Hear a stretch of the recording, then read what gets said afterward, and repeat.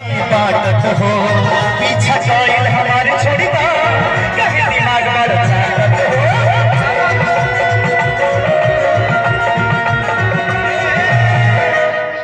दिल को छपई है बार बार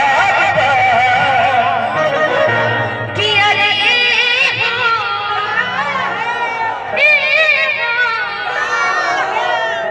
लेकिन अब आप पूछे तो एक बार हम पूछेंगे।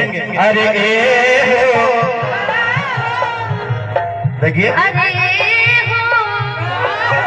अच्छा, आपके गांव में शिल्पी जिसका नाम है, एक लड़की हो करके इतना बड़ा नाम कमाई, नाम कमाने के भी इतना बड़ा नाम कि हम जितने कलाकार हैं सबसे बहुत ज्यादा प्यार लगाव है।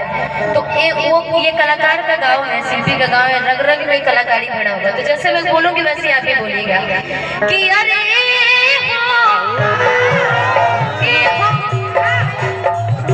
बोलेंगे तो कहो उसी टोल में बोलिएगा। अरे लग रहा है ऐसे बोल रहे हैं। हाँ हो रहे हैं। अरे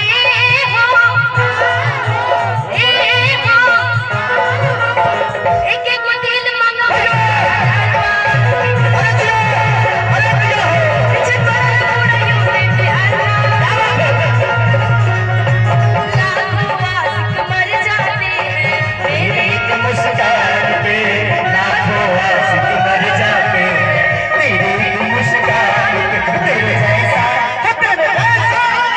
जैसा कोई नहीं है सारे हिंदुस्तान में, तेरे जैसा कोई नहीं है सारे हिंदुस्तान।